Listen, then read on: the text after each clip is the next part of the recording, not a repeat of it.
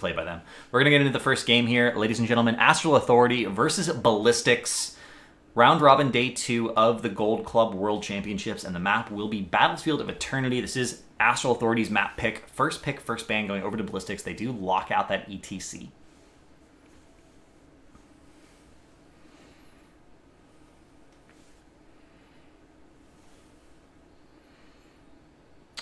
Would not be surprised to see a Malfurion ban. Do see the Malfurion ban from Astral Authority. The draft is really standard right now.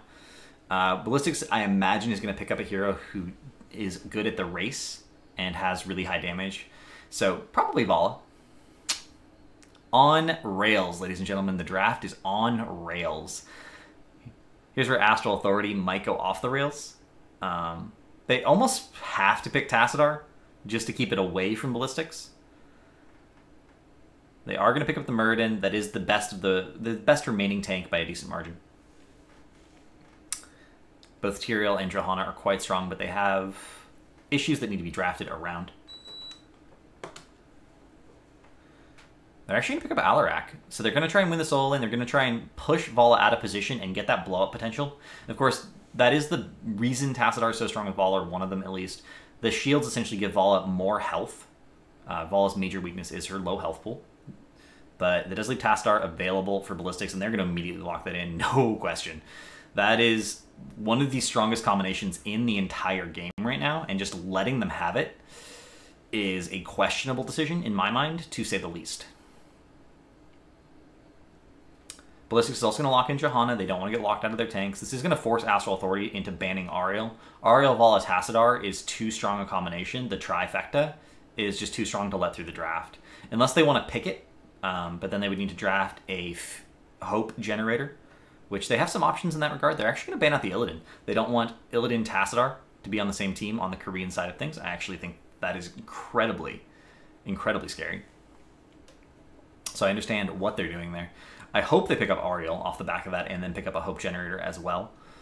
Ballistix is going to ban out Li Ming. They don't want to have that burst potential onto Vala, despite the fact that she will have Tassadar shields. She is still vulnerable until she picks up Gloom to getting bursted out. Also, Li Ming, one of the best racers, even has a race-specific build if necessary on BOE.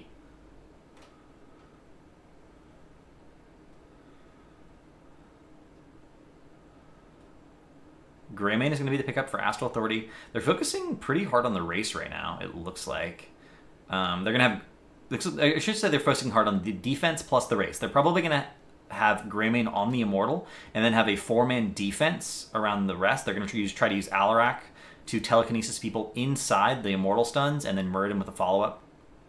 Brightwing is going to give them a lot of presence, a lot of vision potential if she does pick up Peekaboo at 4. A lot of advantages to Brightwing on Battlefield of Eternity. And Ballistix is going to immediately lock in that Thrall for the solo laner. That is the best option in my mind. Dahaka and Thrall are the two best options against Alarak in lane. And Thrall also provides exceptional race. And we're going to see the Rhaegar pick up. That is going to give them sustain healing, a burst healing option. And if they really want to have more race from their support, they can actually go Lightning Bond at level 1 and have double Lightning Shield for the Rhaegar. Sylvanas is going to be the pickup for Astral Authority. That will help them post 13, post 7, and then post 13. Sylvanas gets 2 power spikes that help win the race. And of course, if you win the Immortal, you get so much more value out. But I think Astral Authority is going to be in a rough position. I don't think they win the solo lane right now, and I think they are going to get pressured hard in the 4-man, which means they could end up being ahead before end up being behind before the first Immortal even spawns.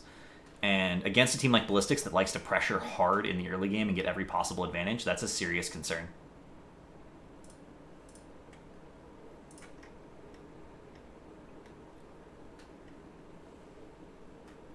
I'm also a little bit surprised that Greymane was picked up without Tyrael.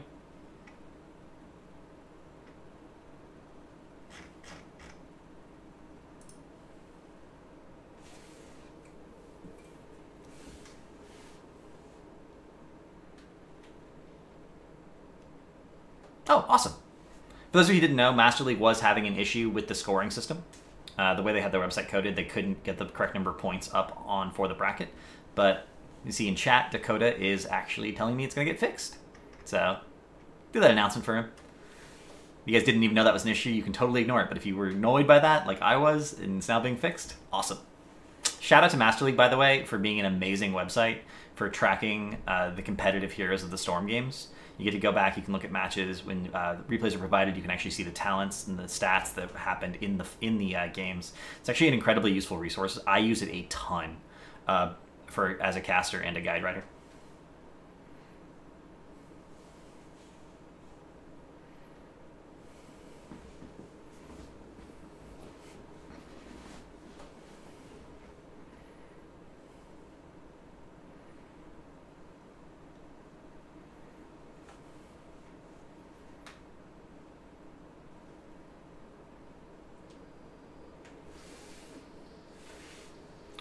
The loud music that lets you know the game is about to start is here. As soon as that music goes away, I'll turn the audio back on. So, cam off. On the left-hand side of the map, we will have Astral Authority. We'll have June on Brightwing, Cattle on Greymane, Coffin Luck on Solanas, Fury on Muradin, and Psalm again on Alarak. Astral Authority, the NA's greatest hope to have anything happen in this tournament. This is the only NE team that is playing in the Gold Club World Championships. On the right-hand side of the tab, we will have the BlizzCon World Champions, the current best team in the world. SCSC on Bala, Zhongha on Thrall, Noblesse, in my opinion, the best player in the world on average, Johanna on Johanna, Nacho Jin on Tassadar, and Swoy on Rhaegar. You're going to see the Lightning Bond pick up for Rhaegar, so they are focusing a lot on the race. Pretty much standard talents across the board. We're going to see the full cocktail build out of Greymane. We're going to see block picked up from Muradin. That is a response to that Bala Thrall combination. Particularly heroes that have follow-through, focus attack, is something you're really, really scared of. And Thrall does have that follow-through. Block will provide a lot of mitigation. We're going to see Noblesse just push in aggressively here. He immediately gets Polymorph. Polymorph actually does cancel Condemn, so that Polymorph could have come a little bit earlier and denied the wave clear. That would have been a little bit better. But Condemn does end up going off. They do end up getting that wave clear. The bonus damage now baked into Condemn, which allows Noblesse to pick up Reinforce at 1, which is going to help versus the Greymane. A lot of block talents in this game. Block talents in particular on BOE tend to be more valuable just because of the single target damage that kind of gets drafted a lot. And we're going to see, again, the aggressive push in here. And that Polymorph actually denies the Condemn. That's what we're looking for. We are going to see, however, the double support comp, allowing Ballistix just to sustain and push in, and we're going to see Vala pushing in aggressively, getting the multi-shot damage onto the gate. Zhongha is bodying Psalm in lane.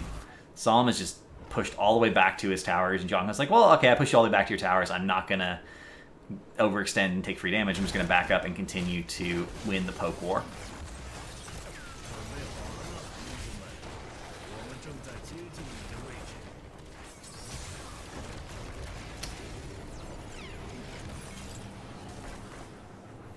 Immortals are going to spawn. We can see both teams are rotating. This is actually something that a lot of people underestimate. It's important to be on top of the Immortal when it spawns. Ballistix, in some ways, even rotated a little bit late. Actually, beautiful focus fire onto Vala. The Polymorph does secure that kill. The shields are not enough to make the save. And Astral Authority actually going up 1-0 on kills on Ballistix.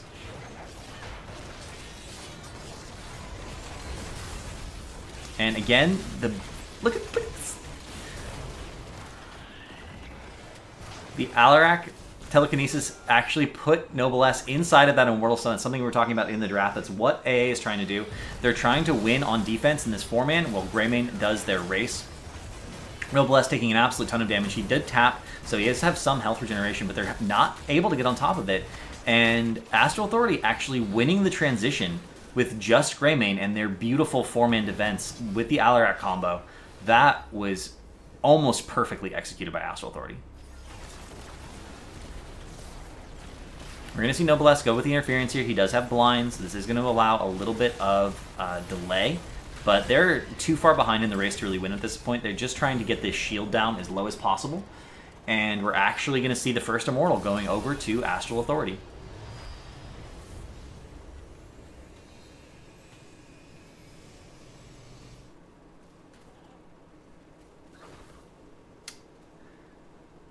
You're going to see a swap here. Greymane now in the top lane, doing the solo lane thing. Psalm in the bot. It has that potential, again, of comboing off the Immortal Stuns. That's what they're looking for. Astral Authority aggressively looking for kills here off of the Immortal, and it also gives them an appeal and some sort of more defensive tools to protect the Sylvanas, and if they get the value out of that Sylvanas, they get far enough ahead, Ballistix is going to have a hard time coming back in the mid to late game.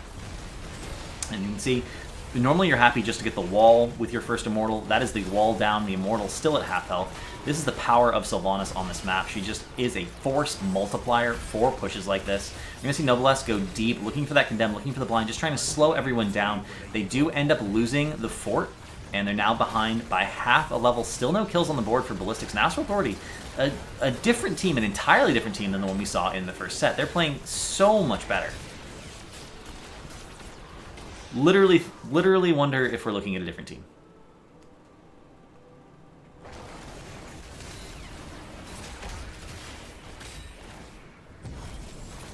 We're going to see the Camp Steal attempt. A beautiful combo from Som, but not enough to actually make anything happen. Ballistix will end up taking the Siege Camp away, and they're going to slowly start to catch up in experience with that rotation.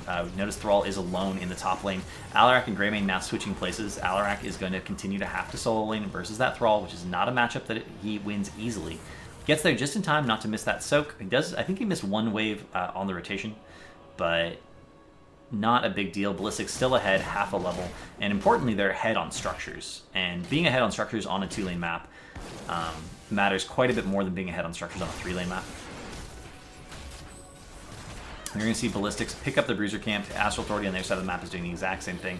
These are timed out because they know the Immortal is about to respawn. But Ballistix also managing to get the top Siege Camp. So Ballistix, better map pressure overall here. This is 3 camps capped for them out of 4. Versus just the one. They do catch up in experience. They are level 7 to level 7 now, and now they're confident about trying to force this fight. We see the pressure happening here. They're trying to get some free damage on this wall, but the stun from Sylvanas denying the Mercenary Camp pressure, they are going to start to die out here. And still, Ballistix is here. Nope, they opt to back off. They're just going to rotate. They want to be on top of the Immortal the moment it spawns. Swoy is actually going to back for full mana. He expects this fight to go on for quite a while, and that's what we're looking for. Ballistix is literally on top of their Immortal when it spawns. It looks like they're not even dismounting there. They're waiting for the fight to come to them. And we're going to see Rhaegar actually clearing the bot lane.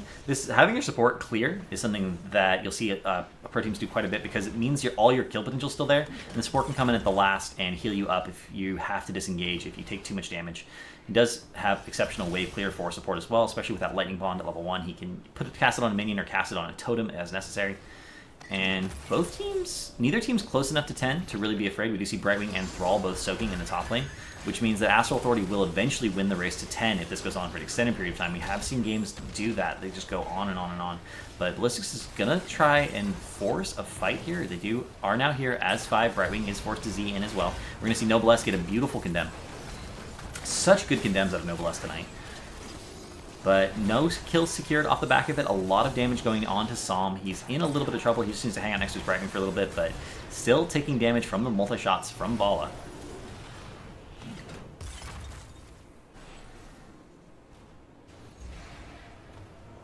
And again, neither team actually quite managing to make anything happen. We are going to see the rotation up. Johanna clears the wave and comes right back down. Brightwing's going to go up, clear, get that soak as well. Try and maintain the experience lead that Astral Authority has managed to secure for themselves here.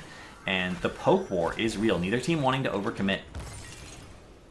We do see the cocktail build was picked up for Greymane, so he's trying to hit those cocktails to finish the quest. Kind of wish we had an interface that allowed us to see the close quests are being finished. We actually don't, unfortunately. And both teams have vision mechanics. We have Oracle and Peekaboo, so both teams are just sharking around this mid lane, trying for the best engage. We are going to see Oracle pop there by Nacho Jin. And again, they're looking for the engage. They have Iron Skin is popped for Johanna to get that disengage. And the combo onto the Immortal stun, very nicely done there by Son. Noblesse ends up taking a lot of damage. But they don't quite manage to actually secure the kill. And in the background, Nacho Jin throws out a few multi-shots, gets a significant amount of damage onto everyone. Astral Authority is going to hang out there. They have, some self-sustained mechanics. They will slowly get topped off over time. And the incredible patience from both teams here is admirable. Most teams just can't wait to fight, but making sure that you fight when you win, rotating to the lanes constantly, pushing them out, getting that experience, making sure that you start to catch up. We see Sylvanas now even rotating to the bot lane, grabbing that experience. That is going to make, Astral Authority is going to win the race to 10 by a tiny amount. by just a very tiny amount. You can see Ballistix is starting to feel the pressure. They want to go in deeper, but they don't want to fight around the Immortal against that Alarak combo. And now they're going to rotate down. They're going to get the soak in the bottom lane. We're going to see a 4-man rotation here onto SCSC and Swoy. The Stormbolt does hit, and SCSC is so incredibly low. They do end up getting a pick on the Vala. 10 is picked up at the same time, basically for both teams. Swoy is going to get out of there, especially with the Nacho Jin Shields and his Wolf mode, his Wolf maneuverability. But Astral Authority, 2 kills to 0. And just punishing that out-of-position Vala. She didn't have the Tassadar with her that makes her immortal. We're going to see Counter-Strike come down. Astral Authority is going to do so much damage onto Zhenghe, but Ancestral Healing does come down for the save. And Noblesse is standing there in the way, peeling. He did end up using Blessed Shield than that as well. Earthquake is going to be the pickup for Ballistix, as well as Strafe, Ancestrals. We just saw Blessed Shield and Force Wall. No big surprises in the heroic department, honestly. Pretty standard. And Astral Authority, a lot of damage on the Immortal. They have not yet actually forced the transition here. We do see them trying to do that here with the poke. They're trying to poke the Immortal down to actually force the transition because these are the most favorable positions defensively. We're going to see the Condemn into the Earthquake. Lots of CC going down. Psalm is isolated, but he does have Counter-Strike available. And Strafe is going to go down. Everyone's going to get absolutely chunked. Noblesse with beautiful 5-man Condemn.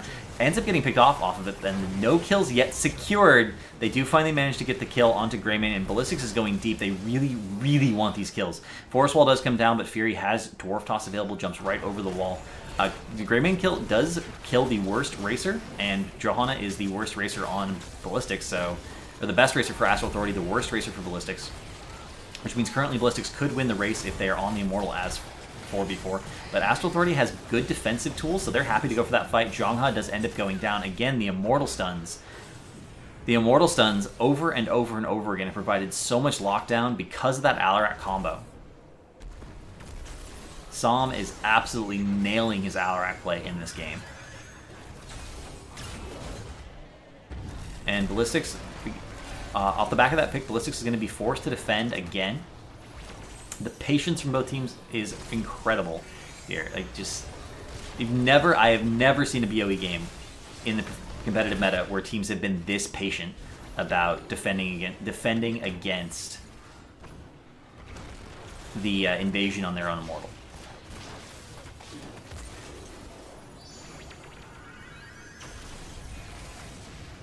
And you're going to see now it's again a 5v5. Nachogen is back, Earthquake is available, and it looks like Ballistix is again angling for that fight. They really want to get it. Cattle should almost be finished actually stacking up his level 7 Cocktail Quest Incendiary Elixir. And you can see he's poking the Immortal. They really need to... Ballistix needs to get on top of him. They can't let that poke continue for long. We're going to see Zhenghe keep throwing out those Chain Lightnings, but the poke is going to be completely negated by that Brightwing passive, June. And we're going to see Peekaboo come down again just for the vision. Both teams have a vision mechanic. We're going to see a Condemn again go down in the mid lane. They're trying so hard to catch people in the Condemn so they can get this massive Earthquake. But every time Psalm gets caught out, he does have Counter-Strike. It does allow him to disengage. The damage just can't quite be put onto him. And they do have Pixie Dust to help him run away. The Ballistix so far in the advantage, and this is where, Johanna actually ends up going down. Zhenghe is going to get killed as well. The shield is there in time, and Wind Fury actually heals him up. Leeching Plasma, doing a lot of damage. Meanwhile, 2 kills in the background. Alarak and Brightwing, June and Psalm both going down, and we're going to see Cawthon get out barely with Haunting Wave, out of mana, and they secure a 3rd kill onto Fury, secure the Immortal. Ballistix finally managing to definitively win that team fight.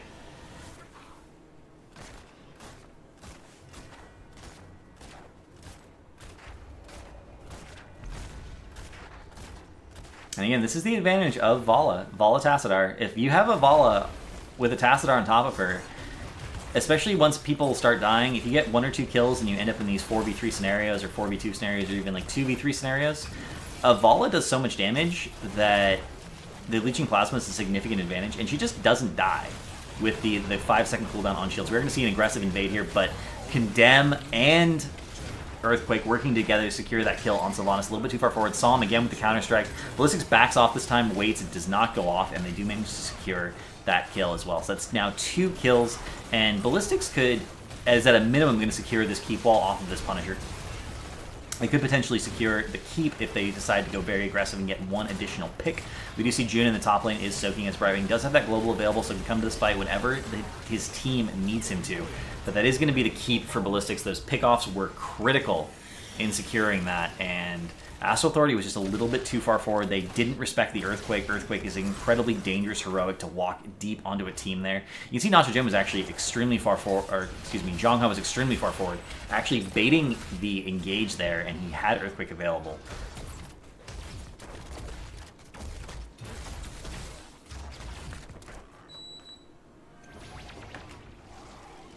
We are going to see the Bruisers do get picked up by Astral Authority. They pick them up a little bit early here. It means they will get cleared out very easily, but I think at this point they're concerned that Ballistix would go for the invade just to keep that bot lane pressure incredibly high. And Ballistix actually can pick up their Bruisers early as well. There's going to be a fight on the point. Prescience is available for Tastar, and he has E as well, so he's going to be absolutely fine. It's really hard to catch up, and again, the pick on the Sylvanas, the Earthquake Condemn, is catching people out again and again and again. June is going to go down as well to that strafe. SCSC has no fear of that tower because Tassadar shields are a real thing. And the Bruiser camp is going to push in here. Ballistix actually picked it up to push with it. They were confident they were going to win that fight.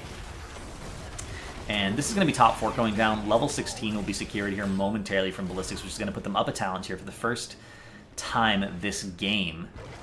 And a 2-level lead secured. Ballistix finally looking like Ballistix in the late game.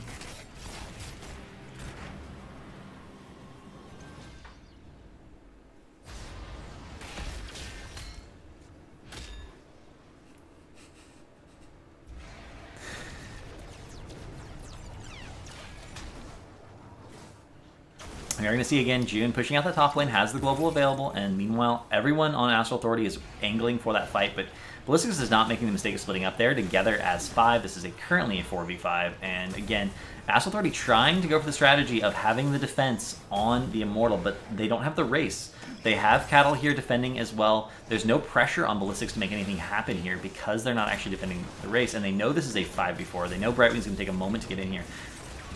So they're just angling for a good position, and as soon as someone oversteps, Noblesse is going to come in and make something happen. The mounted speed here. Blessed Shield actually misses, but it doesn't even matter. Condemn into Earthquake again, slowing down absolutely everyone. So much damage. Strafe comes down. Cawthon, again, the target of choice, ends up going down. Psalm after that. Fury is not going to be able to get out of here despite Avatar and Healing Static being available. That actually will be an ace. There's no way Fury gets out of the situation. He's running towards Ballistix side of the map. The most he can do is create time for his team to res and potentially, you know, get their lanes pushed out, but he is just 110% dead.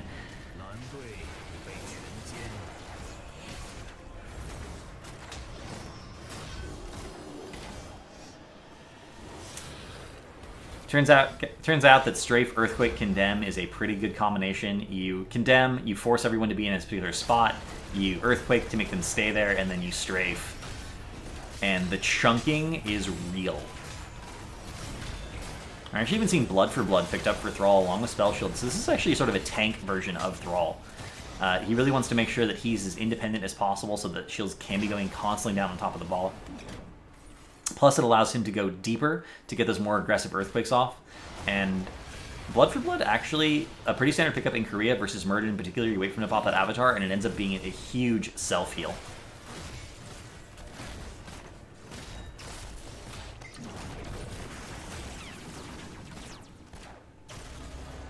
This is at a minimum. This is a full shield Immortal. At a minimum, this will be a keep for Ballistix. In reality, if they can get 1 or 2 picks, this will easily be game. And given the fact that all of their heroics are available, I do expect at least 1 or 2 picks to happen. But Astral Authority has some defensive tools. Maybe they can make something happen with a really strong Willing Arrow. If they can get onto a fragile target, if they can burst out that Bala, if they can, you know, catch SCSC, they have a chance of not losing the game right here. The keep is going to go down. We're going to see a lot of damage going to Zhongha. And again, look at the Blood for Blood heal and Ancestral. They're trying so hard to get him down, but Earthquake as well, just doing all that healing. And Psalm is going to go down along with June, and that's 100. That's going to be game, 100%. There's nothing they can do to prevent the Mortal, almost by itself, from ending at this point. But 5 people on core, plus the Immortal. Catapults are going to be here momentarily from the bot lane.